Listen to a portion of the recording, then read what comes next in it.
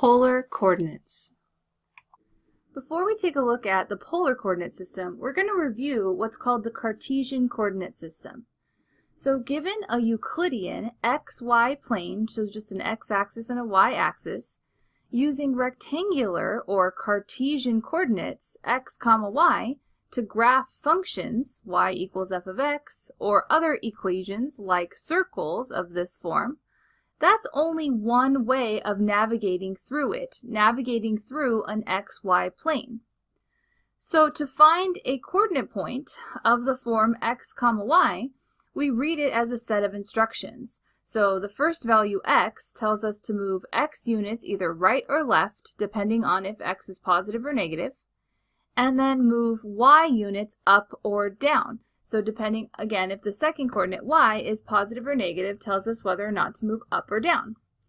So we look at this as a set of instructions. So one way of finding a point on an xy plane is using this xy form or Cartesian coordinates. So when we think about, like in this example, -3, 5 means we'd head 3 units left and 5 units up. But again, this is only one way of navigating through a xy plane. So now we're going to take a look at the polar coordinate system. Now let's look at the polar coordinate system. Some curves can be more easily expressed using points of the form r, theta, as opposed to the xy that we just looked at. So in this r, theta, r is called the directed distance from the pole. And theta is the angle with initial side on the polar axis. So we have some new terms here, so let's go ahead and match it up. So if we think about, so here we have a horizontal line and a vertical line intersecting each other to create a plane. So we're not right now thinking about this as the x-axis and the y-axis. When we're in the polar coordinate system, the intersection point is the pole instead of what we would normally call the origin. So here in the center is the pole. And then what we would normally think of as the right side of the x-axis, that has a special name called the polar axis. So to locate points of the form r theta, we actually look at the angle measure first. So in this example, I have 4, 60 as a point that is graphed, and what we would do is we would look at the angle measure of 60 degrees first, and from the polar axis, so this right-hand side is the polar axis, we would go ahead and locate 60 degrees. And then we would look at the first value, r. Now, r is called a directed distance. Now, because r in this example is positive, I have a positive 4, that means that from the pole, I'm going to count 4 units, and that's why we see these rings here, because the rings help us to count out from the pole a correct number of units. So 1, 2, 3, 4 units towards my angle measure of 60 degrees. So 4 is a directed distance. Positive means go toward the angle that's given here in the second location. And if this were a negative directed distance, we would go directly opposite the angle theta. So let's go ahead and take a look at some more examples of just graphing these polar coordinates r theta. In this example, we're going to go ahead and graph the following polar coordinates. So here we have a list of 4 polar coordinates, and we're going to graph it over here on this polar coordinate system. Now typically we do see it with these rings involved because of how we have to count out from the pole. And so this one's really blank, it's not labeled at all. So I'm going to go ahead and just think about just labeling this right-hand side. So this is the polar axis, and I'm going to go ahead and label my angle measures here. So I have, this is 0 degrees or radians, and then up here, of course, is 90 degrees or pi over 2.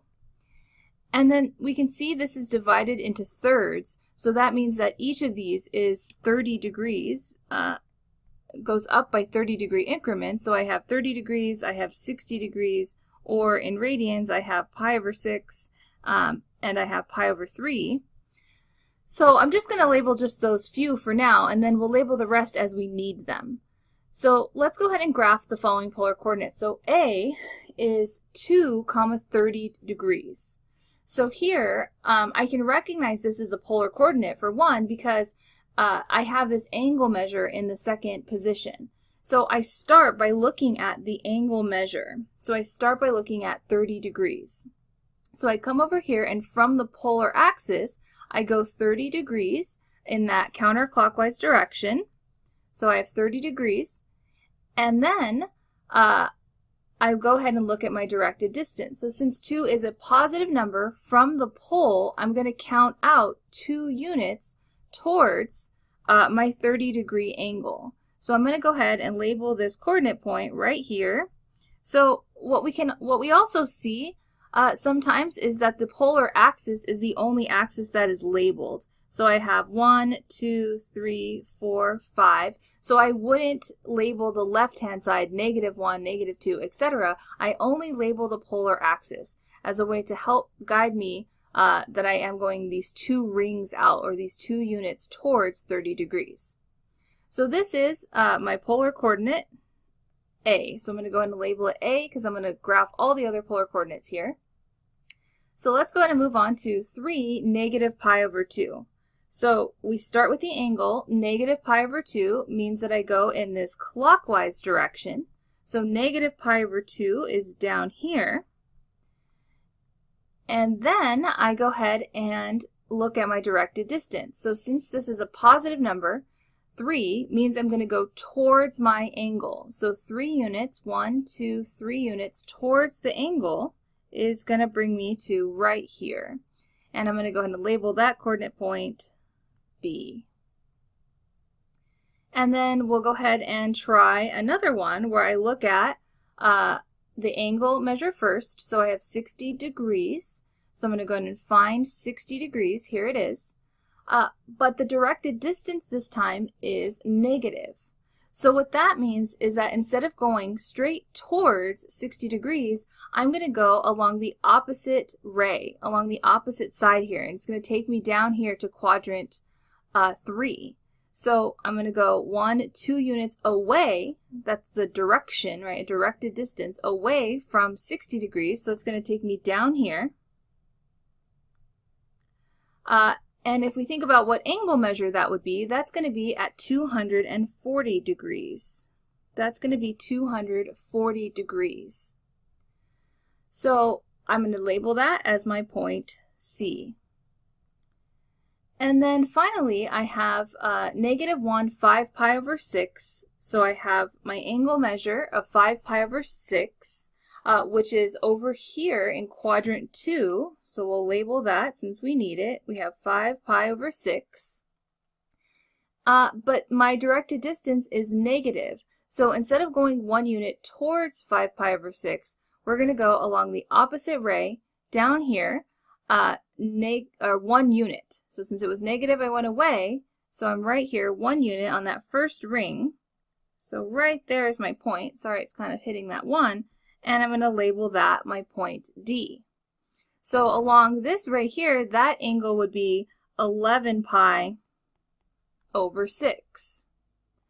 So before moving on, what I want us to think about for a second is I'm going to focus on point C first. So I went ahead and labeled the positive angle here, 240 degrees, that the point C lied along. That ray, 240 degrees, is where the point C lies along. So there's another way we can actually represent this C coordinate point. So instead of -260, what we could have done was we could have wrote +2, 240 degrees.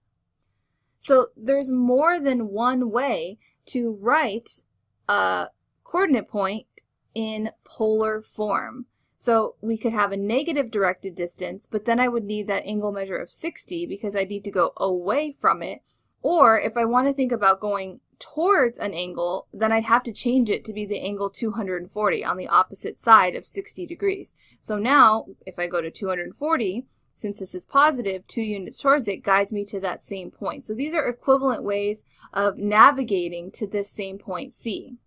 I'm going to go and do that same thing again with the point D. So if I focus on the point D here, we labeled it on the ray 11 pi over 6, and I went 1 unit towards 11 pi over 6. So this would be 1 and then 11 pi over 6. So there's more than one way to represent the same point in polar form, as opposed to in rectangular form, there's only one way to go left and up or right and down. But here, because I can represent angles in multiple ways, there's infinitely many ways that I can represent the same location using polar coordinates. So in this example, what we want to do is convert from polar form r comma theta to rectangular coordinates x comma y. Because there are benefits to polar form, but there's also benefits to rectangular form. So we want to be able to switch back and forth between the two. So let's go and look at our conversions. If we start with an r comma theta, to get to an x and a y, we're going to use the familiar formula that x is equal to r times cosine theta, and y is equal to r times sine theta. And these are coming from these familiar relationships. Cosine theta is x over r, and sine theta is y over r. So just multiplying that r over gives us formulas for x and y in terms of r and theta. And then note, there can only be one answer. So if we have rectangular coordinates x comma y, there's only one option for those. So we'll come over here and look at 2 comma 5 pi over 6. So we have an r and a theta. So this is going to be equivalent to 2 cosine of 5 pi over 6, and then 2 sine of 5 pi over 6. So this is my x and this is my y. And now I just go ahead and evaluate each trig function here. So I have 2 times negative rad 3 over 2, that's cosine of 5 pi over 6, and then 2 times positive 1/2 for sine of 5 pi over 6. And then for each of them, the 2's cancel. So I have negative square root of 3 comma 1. So this is the same coordinate just in terms of x and y. So if I think about this for a second graphically, let's go ahead and think about 2 5 pi over 6 for a second. So I'm going to go ahead and just think about a generic little xy plane. So 5 pi over 6 is an angle over here, and the positive 2 means I would go 2 units towards 5 pi over 6. So I'm doing just a really rough sketch of this. I'm thinking about this as going 2 units towards 5 pi over 6. That's representing on an xy plane the same coordinate as heading to the left radical 3 and up 1 unit. So it's 2 different ways of navigating ourselves to the same point if we just think about ourselves on a plane. Now in example B, I have negative 3 comma negative 45 degrees. So we have an r and a theta. And this is the easy direction. Again, we just go ahead and take negative 3 cosine of the angle, and then comma negative 3 sine of the angle. And we just evaluate each trig function. So we're going to have negative 3 and then times positive rad 2 over 2, and negative 3 times negative rad 2 over 2. So we end up with negative 3 rad 2 over 2, and then positive 3 rad 2 over 2. So this is my x comma y. This represents the same point as negative 3, negative 45, which again, we can go ahead and do a quick sketch to verify this. So if I think about the angle negative 45 degrees, so we always do that first. I'm going in a clockwise direction. So negative 45 degrees is down here, but the directed distance is negative, so it's directing us away from negative 45 degrees, so directly along the opposite side, and I would go 3 units out. So again, nothing's labeled here, it's just a rough sketch. So let's just say that's 3 units out away from negative 45 degrees, so that would be along 135 degrees. And that should make sense with my answer, so I had negative 3 rad 2 over 2, and then up 3 rad 2 over 2. So I can see that it's the same amount left, so that negative 3 rad 2 over 2, and the same amount up, positive 3 rad 2 over 2. Now in this example, I want to go the other direction. I want to convert from rectangular to polar coordinates. And we want to represent the coordinate in 3 different ways with both r positive and r negative. So this is the more complicated direction, going from rectangular to polar, because there's more than one way we can express a polar coordinate. So we're told in this example to do it in 3 different ways. So let's look at the conversions. They should again look familiar. If I want to go from rectangular to polar, so if I have an x and a y, so how do I find an r value?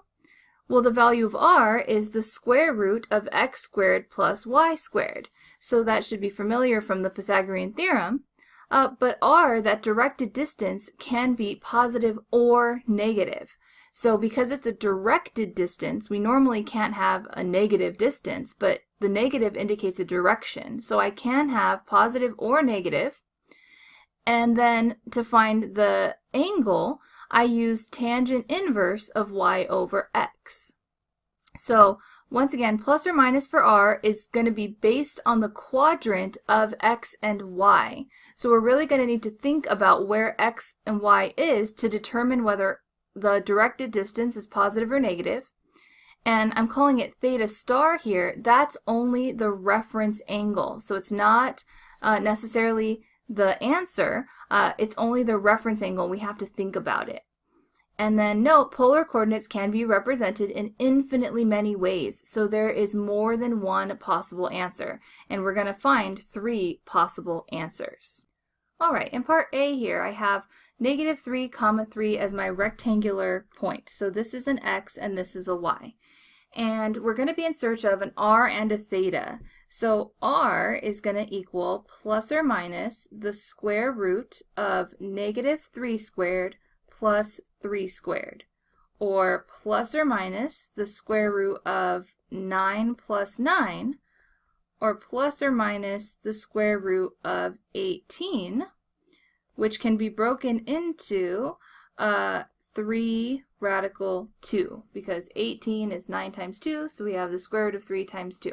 So we're going to keep both positive and negative, at least for now, and then we're going to go ahead and find theta star, I'm going to call it. That's my reference angle.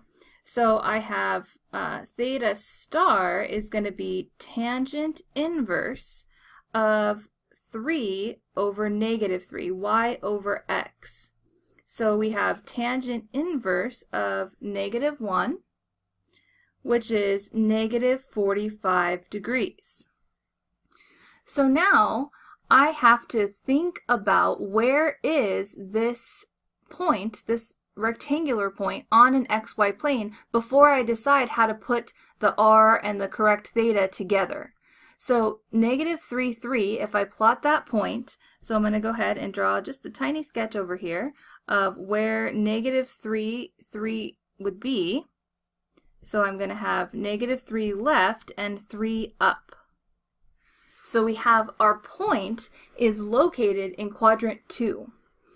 So if we think about the angle that we got out as our reference angle, that actually takes us on the opposite side of where the actual point is. So negative 45 degrees takes us in the opposite direction of where the point we're trying to locate is. So we can use negative 45 degrees, but we would have to use the negative directed distance. So I'm going to go ahead and express that answer. So I'd have negative 3 rad 2, negative -45 degrees. So that is a possible answer. So I can use -45 degrees, but as long as I use a negative directed distance, because remember, this is a set of instructions and it has to tell me how to find this point over here. So how do I find this point? Well, I can go to -45, but I have to run away from it along the opposite ray. Now, if I do want to use a positive directed distance, and in our instructions we need both r to be positive and r to be negative, so if I want a positive r, so positive 3 radical 2, well, that means I'm going to need to actually find this ray that the point is on in quadrant 2. So directly opposite -45 degrees over here is 135 degrees. Sorry to squish it in there, but 135 degrees would be my angle measure. And at this point, I have a positive r value and a negative r value. So a third way would simply be a matter of just adding 360 to one of these angles and keeping the same r value, So I'm going to go ahead and do it to the first one here. So this first polar coordinate, I'm going to keep -3 radical 2, and then I'm going to represent -45 as its positive angle. So -45 is equivalent to positive 315. So that's yet another way of representing this same point, -3, 3. So going to 315 degrees and then again running away from it.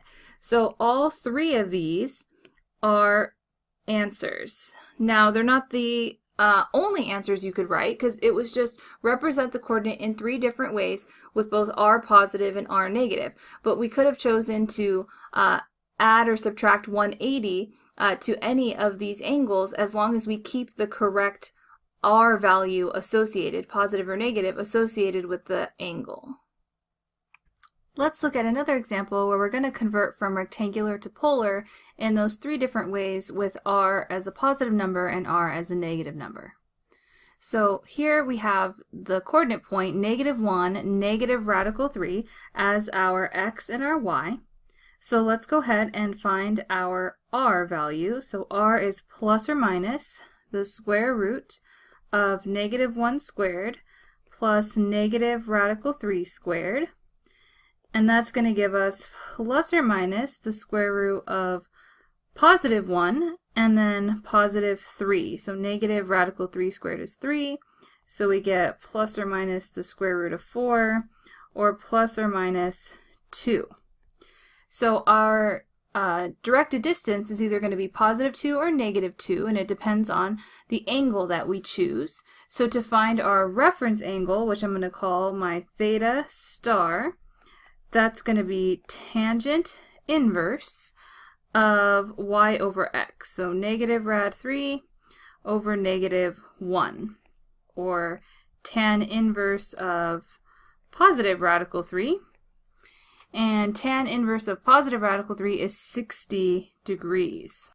So it's at this point that I have to think about what quadrant this point lies in so I can determine which directed distance I use with which angle. So I'm going to go ahead and plot this point. So I'm going to go ahead and create an XY plane up here.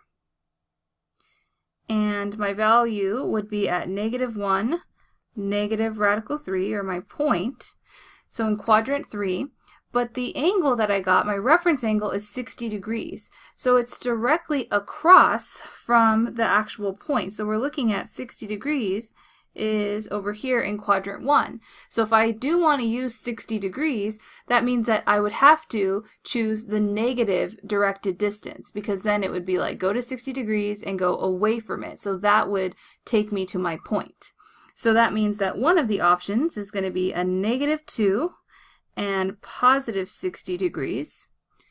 If I want to use positive 2, I want to go towards this angle. Well, the angle directly across from 60 degrees, the angle in quadrant 3 with a reference angle of 60, is 240 degrees. So we're looking at positive 2, 240 degrees. Or I'm going to go ahead and stick to a positive directed distance. So I'm going to go towards this angle. If I think about another way to represent this angle, 240 was going in the counterclockwise direction, in a positive direction. If I think about going in this negative direction, I'm looking at negative 120 degrees. So I can choose negative 120 degrees, because that would take me directly to the angle, and positive 2 means go towards it. So I would get myself to this coordinate point that I was aiming for. So these aren't the only 3 answers, but these are 3 of the possible ways, 3 different ways with which I can express the coordinate with both r positive and r negative. In this next example, I'm still converting from rectangular to polar coordinates in those 3 different ways, but this time my rectangular coordinate point, my xy, has a 0 in one of the positions, meaning that this coordinate point is on a quadrantal angle. So the first thing I'm going to do here is I'm going to plot this rectangular coordinate point. So I'm going to draw myself an xy plane, and 0, negative 2 means go down 2 units. So I'm down here on the xy plane at negative 2. But if I'm thinking about this in terms of rectangular, if I think about this as a positive directed distance from the pole, if I'm heading straight down towards the angle, then I want to use whatever this angle is.